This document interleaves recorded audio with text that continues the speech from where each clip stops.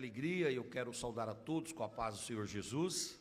Amém. Pedir que tomem os vossos assentos, por gentileza. Eu quero iniciar a minha fala aqui, louvando a Deus pela oportunidade de rever os irmãos, pela honra de poder participar do aniversário do Coral e Orquestra Luz do Mundo. Muito obrigado pelo convite, pela liberdade. Quero louvar a Deus pela vida do meu amigo, pastor Rodival, sua esposa irmã Adriana, seu filho Renan. Deus abençoe, é bom ver vocês. Louvar a Deus pela vida do copastor, pastor Walter. Deus abençoe, em nome de Jesus. A irmã Nécia, Deus abençoe. Agradecer a Deus também pela vida dos obreiros dessa casa. E citando aqui o pastor Joaquim e a irmã Sueli, cito todos os demais. Deus abençoe também. É muito bom estar com os irmãos. Quero agradecer a Deus pela vida do maestro Tito. Prazer, viu, irmã Rosana. Muito obrigado pelo convite. Também maestro Alexandre, sua família. Que bom estar com os irmãos aqui. Eu quero parabenizar o Coral e Orquestra Luz do Mundo por esta apresentação tão maravilhosa. E eu tenho certeza que Deus tem muito mais para os irmãos ainda. Em nome de Jesus. Estou feliz de estar aqui com a Mônica, minha esposa, também com o Eduardo, meu filho, a minha futura nora, a Pâmela, Deus abençoe. A Moniquinha não pôde estar conosco hoje porque ela faz parte do departamento infantil lá na nossa sede e hoje tem a agenda dela lá e ela foi para lá hoje. Mas eu trago um abraço também de toda a nossa sede para os irmãos do nosso pastor Davi Fonseca. Sintam-se abraçados em nome do Senhor Jesus. Queridos irmãos, eu estou vendo muitos rostos conhecidos aqui e como é bom estar com vocês. Cláudia Ângela, Deus abençoe, querida. Prazer, viu? A irmã Ana, Deus abençoe. Também Nicole, o Osvaldo, como é bom rever vocês, viu? Servindo a Deus, adorando o Senhor, muito bom. Queridos irmãos, vamos abrir em Êxodo capítulo 3, versículo 14. Irmão Carlos, te ouvir é sempre muito edificante. Que Deus continue te conservando com essa voz maravilhosa, com esse ministério da adoração ao Senhor que você tem carregado há muitos anos. Deus te abençoe, viu? Eu quero ler com os irmãos Êxodo capítulo 3, o versículo de número 14. E com base nesse texto, compartilhar o que Deus colocou no meu coração.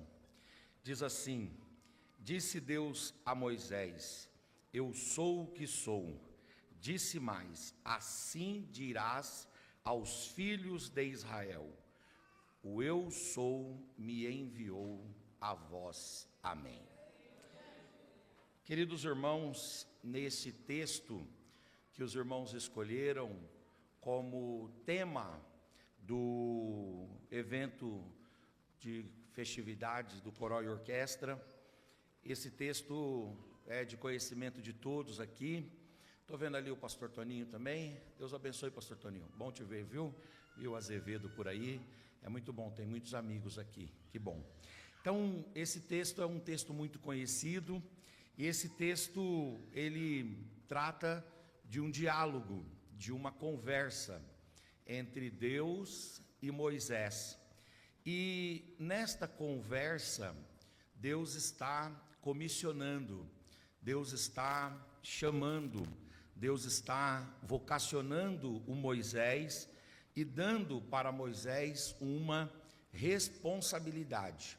A responsabilidade é ir até o Egito e libertar o povo de Israel do Egito.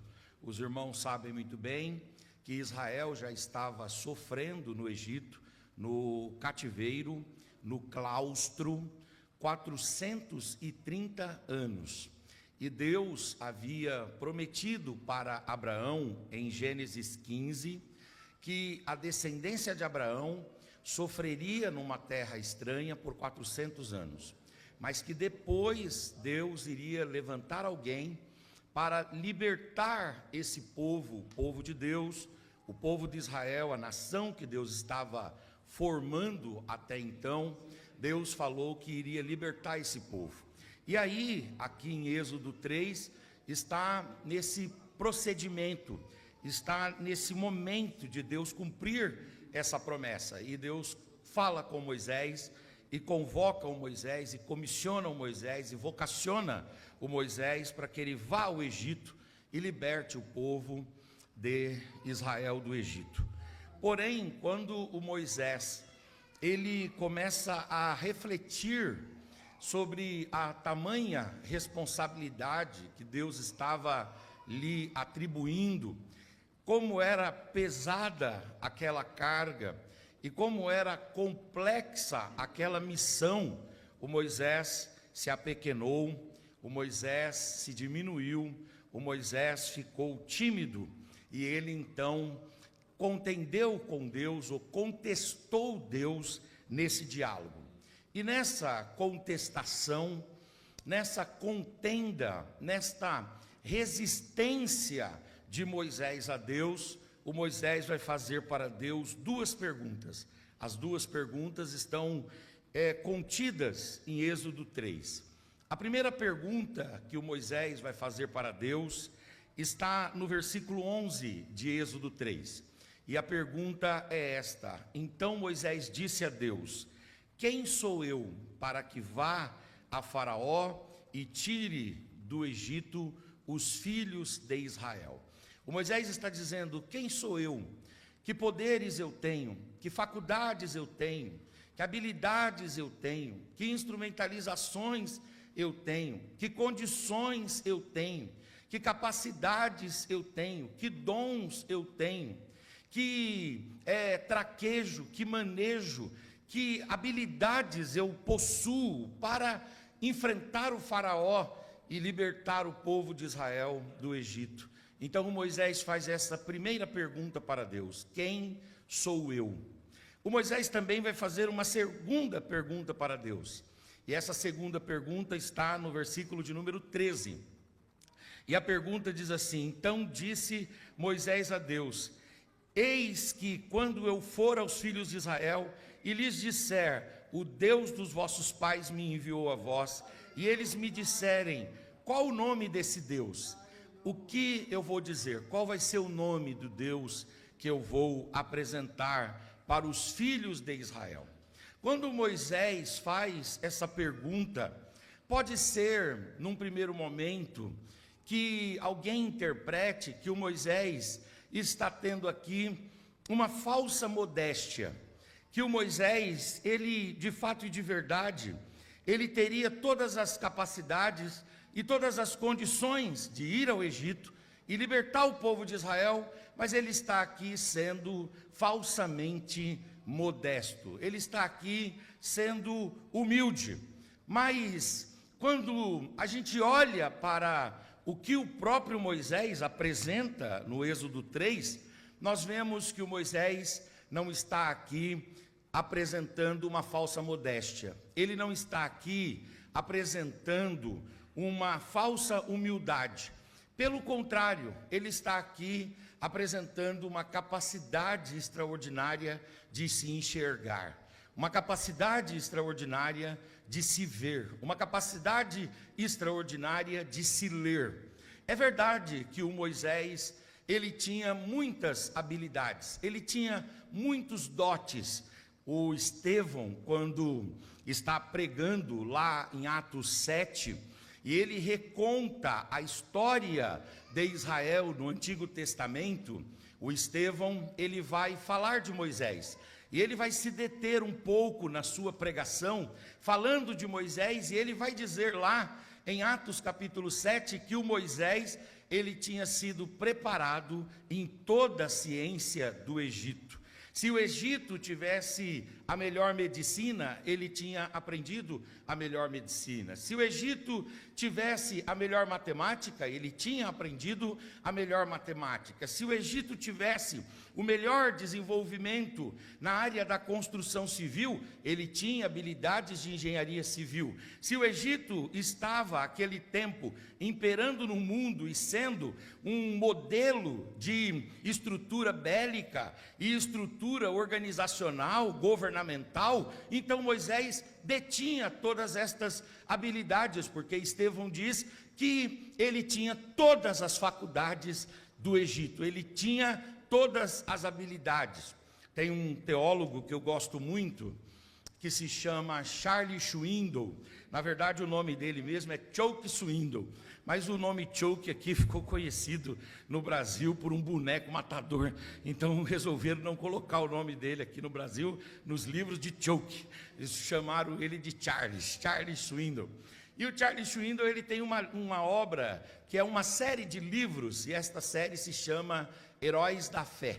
E ele tem um livro sobre Moisés, e ele diz, por conta de uma tradição oral judaica, que havia a crença entre os judeus de que Moisés tinha o preparo para se tornar um faraó. E que naturalmente, até por conta do vínculo dele com a princesa, se ele escondesse a sua naturalidade, se ele escondesse a sua nacionalidade, se ele escondesse a sua etnia judaica, com certeza ele ascenderia ao trono. O Moisés, então, pode ser, aparentemente, que ele esteja apresentando uma falsa modéstia, mas a verdade é que o Moisés, ele está com medo mesmo. O Moisés está limitado mesmo, porque as limitações de Moisés, por outro lado, são limitações reais. Eu elenquei aqui algumas limitações que Moisés possui a essa altura da vida dele, que o inabilitam, que o tornam inepto, incapaz, ineficaz de realizar, humanamente falando, aquela grande obra. Por exemplo, o Moisés tem uma limitação etária. O Moisés já passa dos 80 anos. Em Êxodo 7,7 fala, era Moisés da idade de 80 anos e Arão da idade de 83 anos, quando foram falar com o faraó. O Moisés já está avançado em idade. E uma coisa é você ser jovem.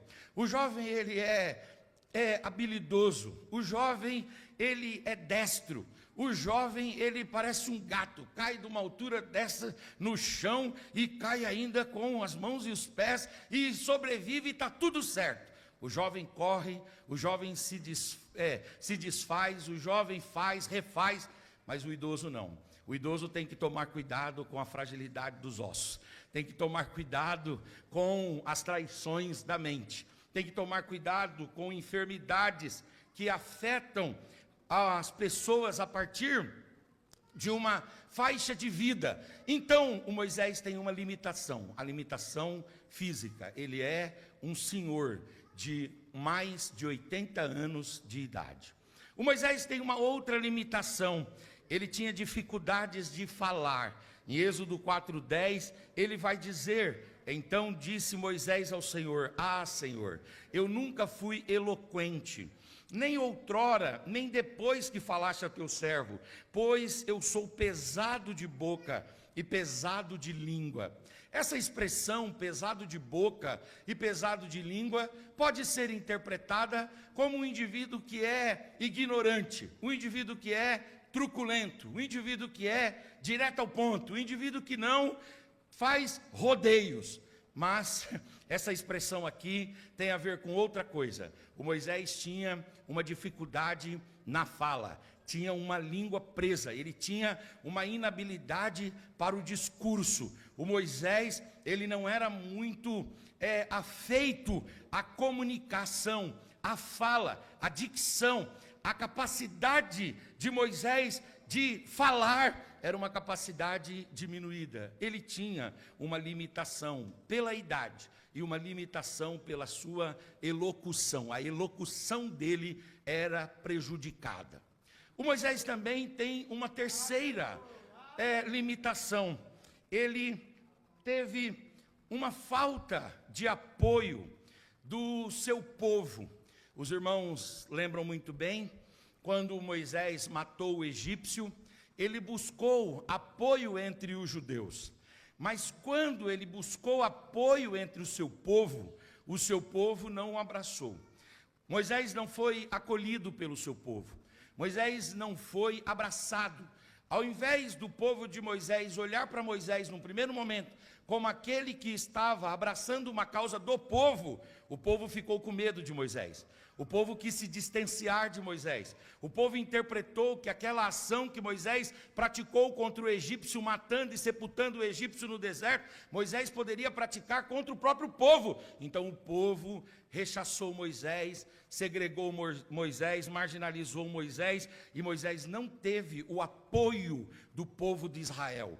Tanto é que quando ouviu-se no Egito a respeito da morte, o Moisés teve resistência de encontrar apoio, guarida. Eu gosto muito de pregar uma mensagem, Êxodo 2,15, que o Moisés tentou, por suas próprias forças, fazer a libertação de Israel, quando ele tinha 40 anos de idade, e aí a Bíblia fala que ele ficou sozinho, e fugiu para Midian, e lá em Midian ele se assentou à beira de um poço. Quer dizer, ele foi parar na praça pública, porque ele se embrenhou em abraçar uma causa popular, mas quando ele foi para o povo não o abraçou. Então ele tinha uma rejeição popular, ele tinha um desprezo popular por parte de Israel.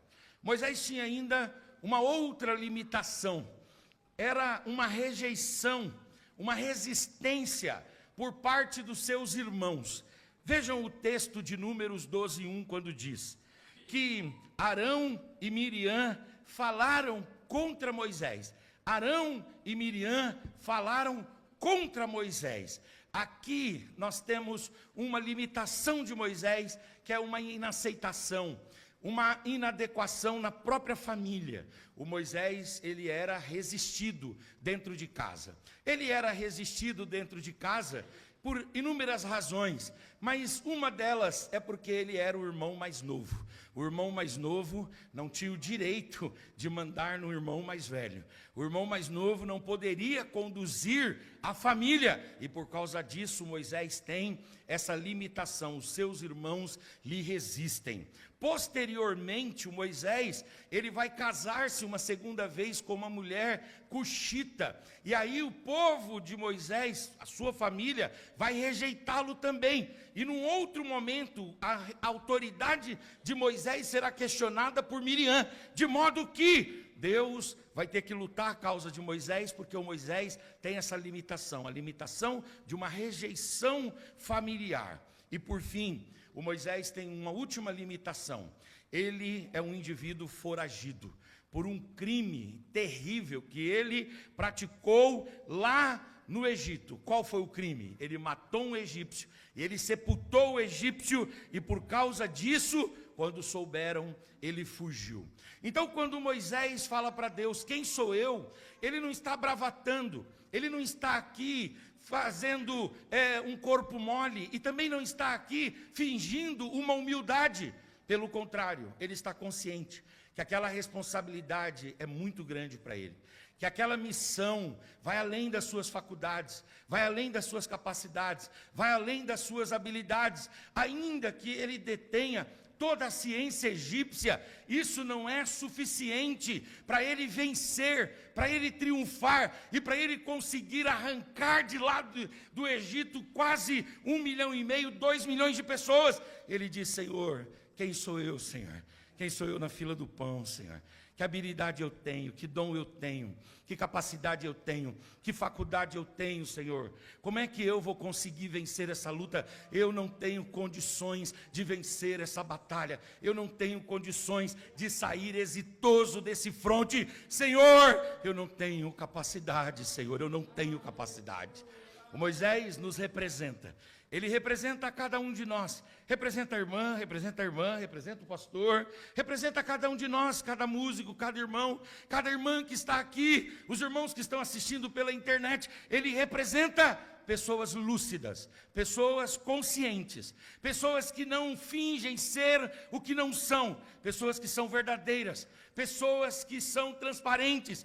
Moisés representa pessoas sóbrias, pessoas que sabem de fato e de verdade, que diante dos embates da vida, diante das complexidades da vida, diante das contingências da vida, ainda que nós reunamos várias capacidades, várias habilidades, e que a nossa vida se transforme num eterno aprender e num eterno se adequar, nós nunca teremos a força, a habilidade suficiente para enfrentar todas as demandas, todos os desertos, todos os vales, todas, de fato e de verdade, as covas de leões que a gente vai enfrentar na vida. Então, diante de Deus, a gente só pode ser verdadeiro e dizer: quem sou eu, Senhor?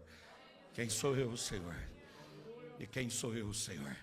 Às vezes a gente se agiganta, às vezes a gente se exalta, às vezes a gente se torna em si mesmado, no sentido de querer dizer e pensar que é alguma coisa, que consegue alguma coisa, mas aí Deus manda uma batalha, que aquela batalha provoca as nossas mais estruturantes resistências, e de repente a gente se vê fraco, debilitado, incapaz, e a gente só pode se prostrar e dizer de forma verdadeira: quem sou eu, Senhor?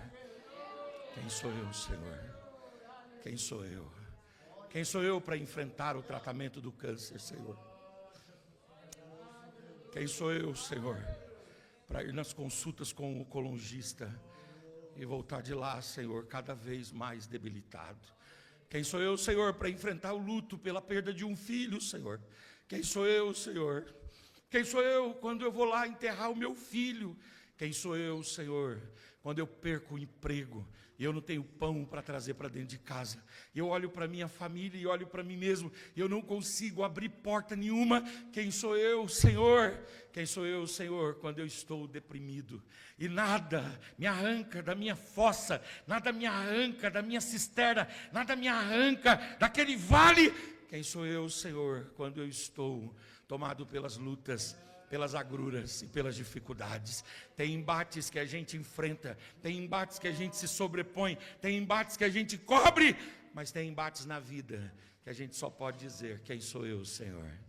Quem sou eu, Senhor? E quem sou eu, Senhor? E é nesse contexto que Deus vai levantar a sua voz, e Deus vai dar para Moisés algumas garantias, que Moisés, apesar de todas as suas limitações, apesar de todas as suas carências, apesar de toda a sua hipossuficiência, apesar de suas limitações, Deus diz: Moisés, eu vou dar para você a vitória, e eu vou dar para você aqui agora garantias de que essa vitória virá. E Deus vai dando para ele algumas garantias, e estas também são garantias que Deus dá para cada um de nós.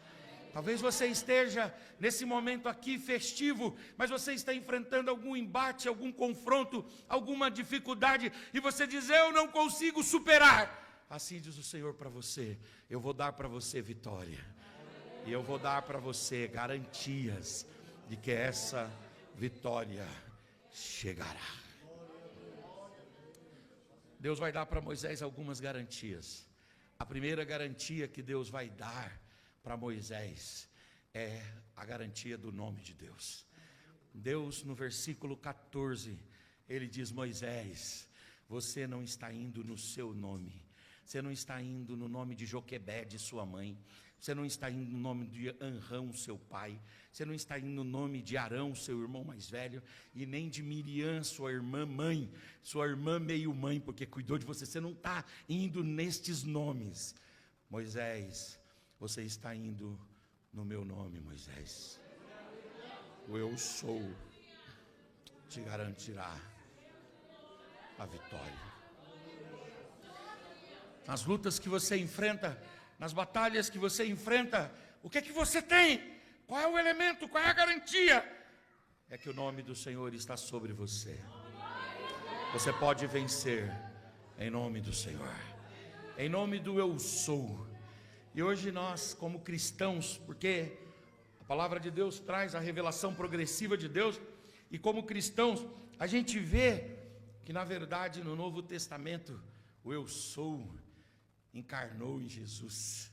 E aí o Senhor Jesus vai e diz: em meu nome expulsarão demônios, em meu nome curarão enfermos, em meu nome. Se vocês beberem alguma coisa mortífera, mas se vocês fizerem isso e clamarem pelo meu nome, em meu nome, ainda que bebam coisa mortífera, isso não lhes fará dano algum, em meu nome. O que é que o crente tem? O crente não tem o seu próprio nome, o seu próprio crachá. Isso serve para coisas limitadas, coisas pequenas desta vida. Para grandes confrontos, a gente não tem nada, a não ser dizer: eu enfrento em nome do Senhor. Eu enfrento em nome do Senhor. O Davi, ele enfrentou muitas coisas em seu próprio nome, em nome da sua família. Mas o dia que ele enfrentou o Golias, e ele viu a sua limitação face ao Golias, ele apontou para o Golias e disse: eu vou contra ti. E o Golias disse: você vem contra mim em nome de quem? E com o quê? O Davi disse: eu vou contra ti em nome do Senhor dos exércitos, o Deus de Israel. O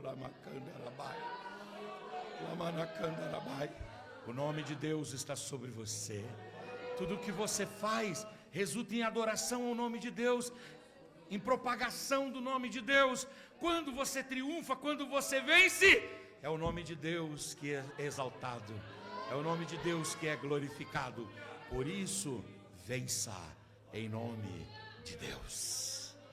Você pode pegar na mão desse bonito irmão que está aí do seu lado. Eu gosto de dizer sempre que não olha um no olho do outro aquele que é falso, que deve e que vai pedir dinheiro emprestado. Se você não é falso, não deve, não vai pedir dinheiro emprestado, dá uma olhadinha no olho desse irmão aí. Se ele não olhar no seu olho, você vai ter que emprestar algum para ele te pagar só depois das férias. Aleluia, diga para ele: o nome de Deus está sobre você. E nas suas vitórias, diga aí, nas suas vitórias, o nome de Deus é louvado. O nome de Deus é louvado, e o nome de Deus será louvado. O nome de Deus será engrandecido, o nome de Deus será bendito. Eu sou o Yahvé, aleluia, será adorado e adorado. O nome de Deus é a garantia, ou glória, de que a vitória virá. Deus vai dar uma segunda garantia para Moisés. Deus vai dar a sua presença para Moisés. O versículo de número 12 de Êxodo, capítulo de número 3, Deus fala para Moisés: Moisés, fica tranquilo, porque não obstante as suas limitações, não obstante as suas incapacidades, não obstante as suas fragilidades, as suas fraquezas, você vai ter vitória. E aí o Moisés diz: mas como, Senhor, que eu vou ter vitória? Aí Deus diz: eu vou com você, Moisés. Você não vai andar sozinho, Moisés. A minha presença irá contigo. E eu vou estar à sua frente. Eu vou estar na sua retaguarda. Eu vou estar na sua direita. Eu vou estar na sua esquerda. Eu vou estar debaixo de você e eu vou estar sobre você. A minha presença te envolverá. A minha Shekinah te envolverá. A minha glória te envolverá. A minha presença estará com você. Eu quero entregar essa palavra aqui, em frente, o restante desse ano de 2025, e entre no ano de 2026, sabendo de uma coisa: há uma garantia certa sobre você. A garantia é que o mesmo Deus que tem andado contigo até aqui, Ele estará do seu lado. Venha o que vier, Ele estará do seu lado. Nas noites escuras, Ele estará do seu lado. No vale, Ele estará do seu lado. No deserto árido, Ele estará do seu lado. Nas covas dos leões, Ele estará do seu lado. Ele não te abandonará. Pode ser que você até perca alguns companheiros que você vem construindo ao longo da vida a partir de agora. Mas saiba, o Senhor diz: ainda que uma mãe que amamentou seu filho o abandone, eu, o Senhor, digo: não te deixarei e nem te abandonarei. Levante a sua mão, por gentileza. Levante a tua face, levante a tua voz. Aleluia. O eu sou andará com você. O eu sou estará com você. Qual é a garantia que nós temos da vitória? Nós não estamos sozinhos. Nós não estamos sozinhos. Não estamos sozinhos. Eu congregava em Santa Terezinha, na igreja do Madureira, e lá tinha um pastor. Eu sempre gostei de andar com pessoas com mais idade do que eu, porque eu sempre aprendi com essas pessoas. Eu acho que elas têm mais coisas para ensinar, mais histórias, os assuntos são mais sérios, elas se preocupam com as contingências de fato da vida, elas têm uma visão de mundo que já é bem avançada em relação à nossa, então é muito bom. E lá tinha um pastor lá bem idoso chamado Juventino, e o Juventino tinha atuado como tesoureiro da igreja de Santa Terezinha, do Madureira à época, e ele morava aqui na aldeia e não tinha essa ponte toda bem elaborada, e ele também não tinha carro.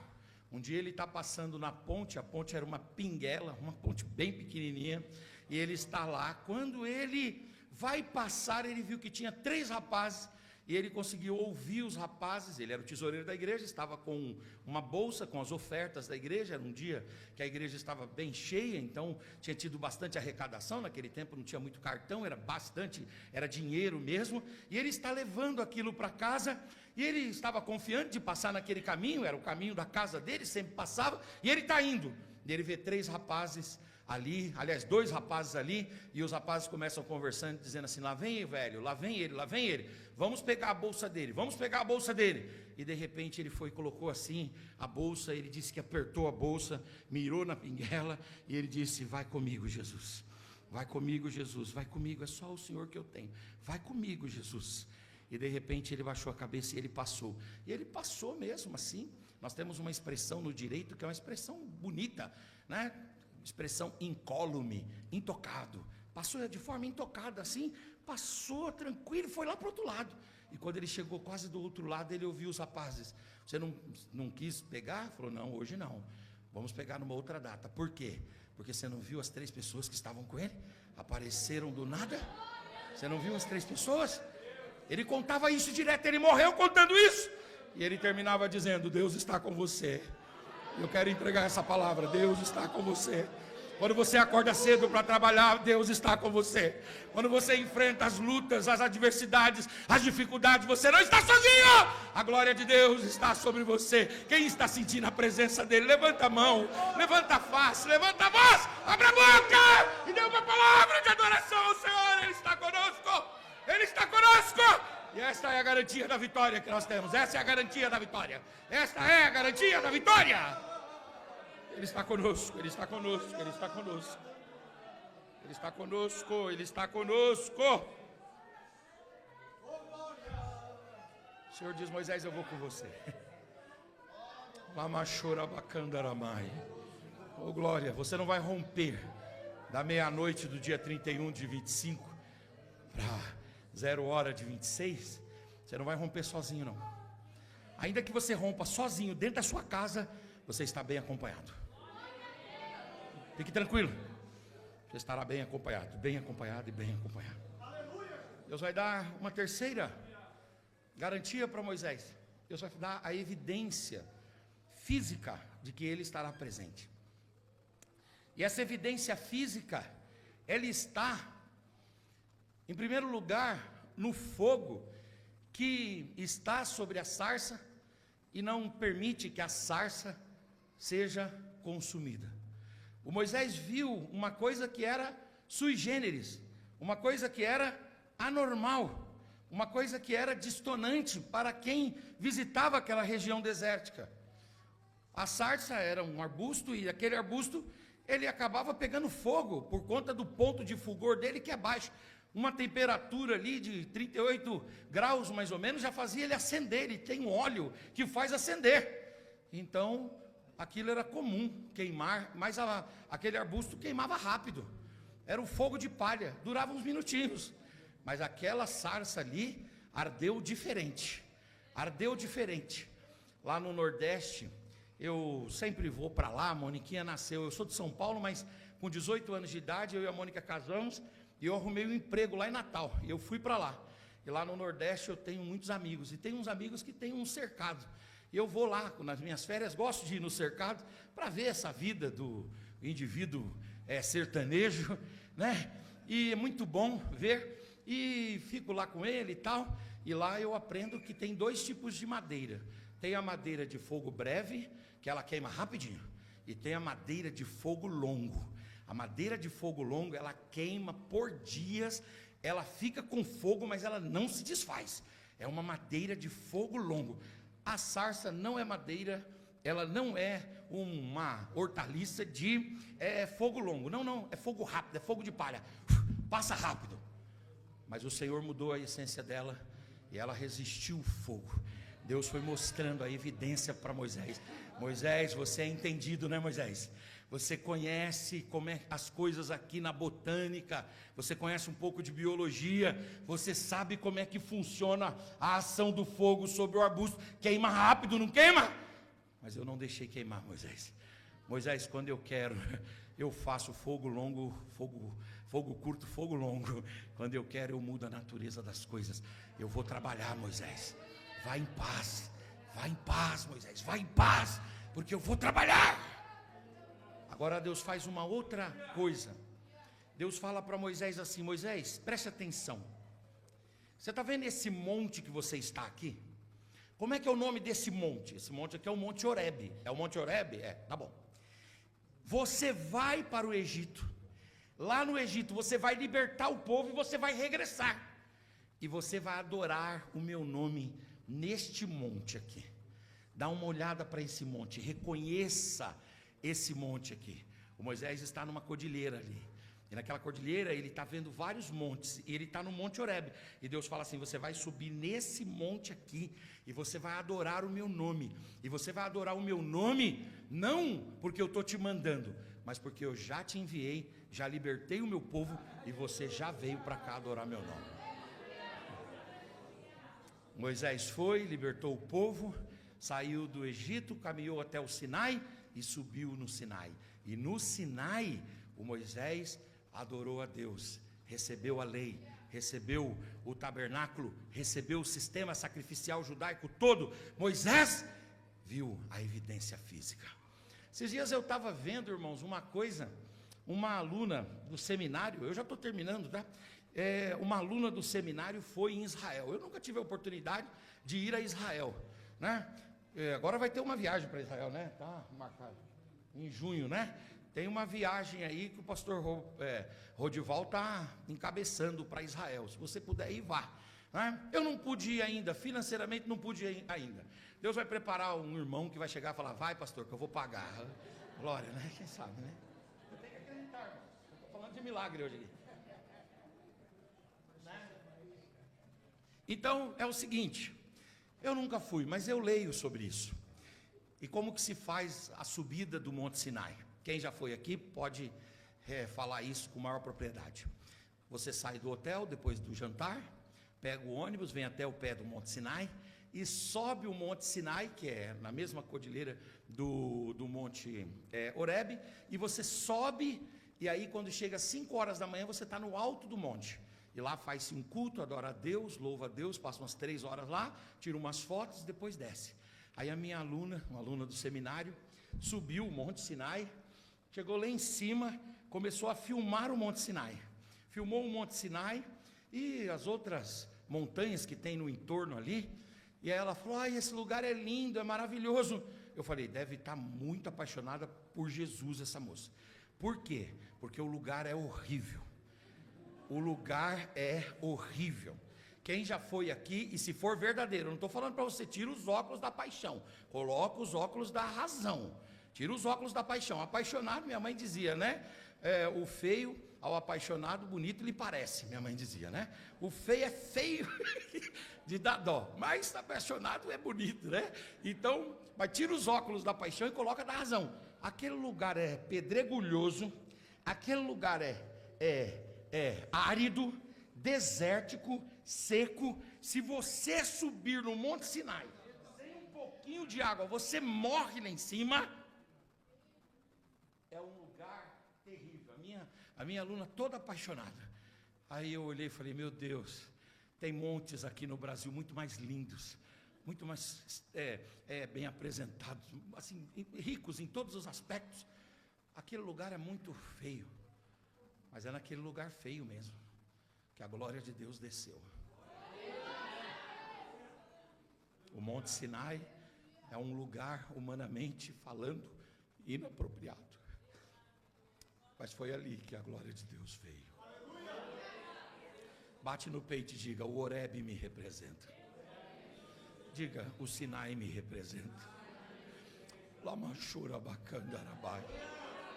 O Sinai me representa. Eu de vez em quando eu sou tão seco quanto o Sinai. De vez em quando eu sou tão vazio, tão árido quanto o Sinai. E aí alguém olha e diz assim: esse lugar aí é desprezível.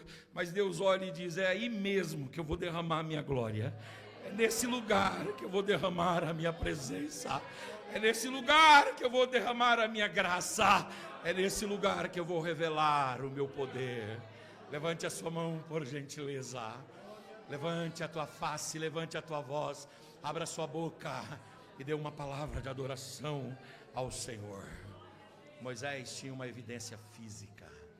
Oh, glória! Deus vai dar sinal para você. Deus vai dar sinal para você. Deus vai dar sinal para você.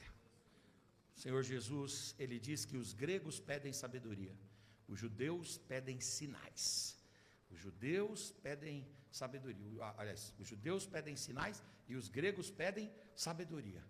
Mas o Senhor Jesus, Ele mostra sabedoria para os gregos e Ele mostra sinais para os judeus. Você precisa de sinal? O Senhor vai dar um sinal para você. Um sinal. E pode ser que esse sinal seja um sinal muito pequeno.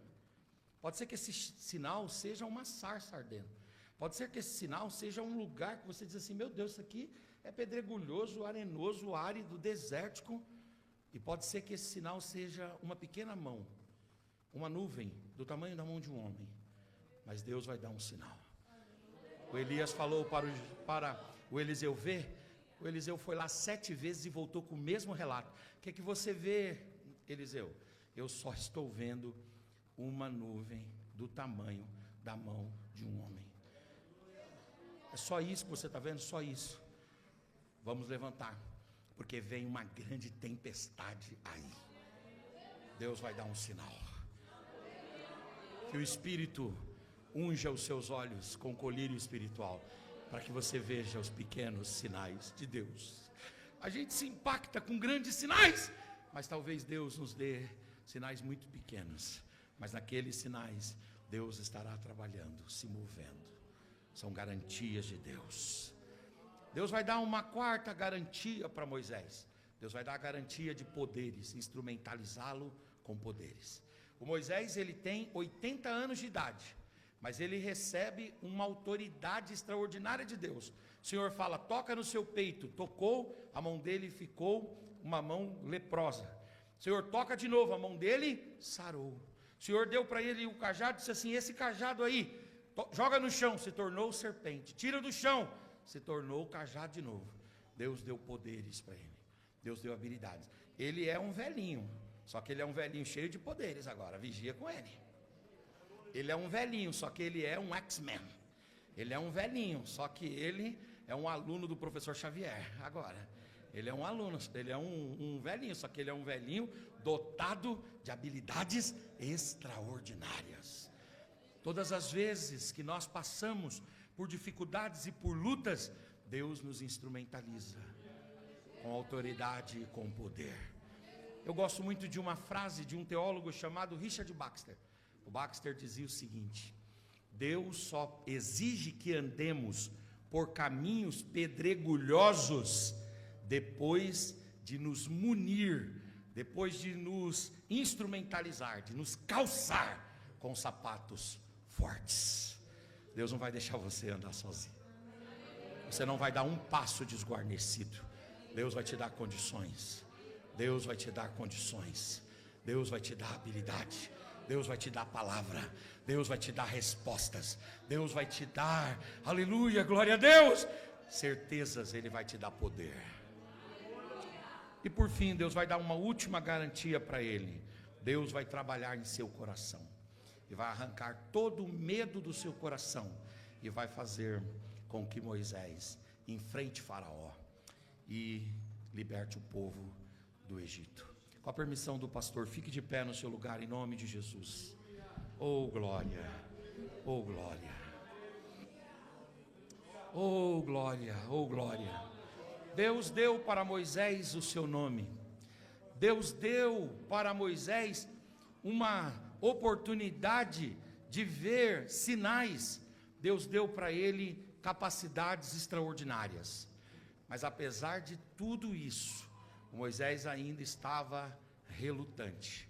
E aí Deus agiu no coração de Moisés e trouxe no coração de Moisés certeza.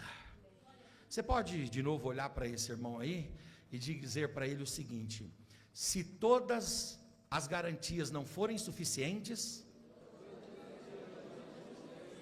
fique em paz. Deus vai gerar no seu coração certeza. Deus vai gerar no seu coração certeza. Certeza. Talvez você vai ser até tido como alguém assim, fora da caixinha. E alguém vai dizer assim: você não está muito bem da cabeça, né? Mas Deus vai te dar certeza.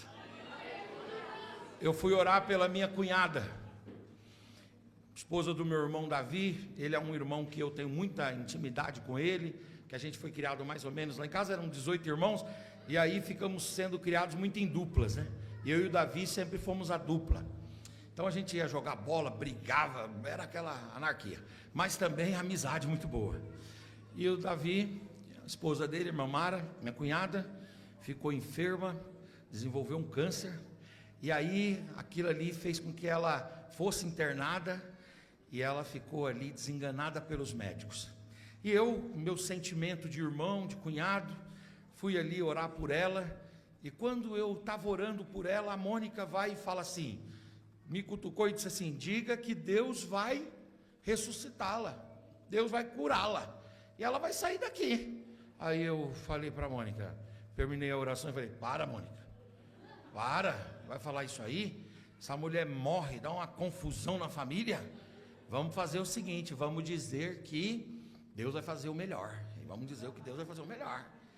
Aí a Mônica disse: não, vamos dizer que Deus vai curar. Aí eu...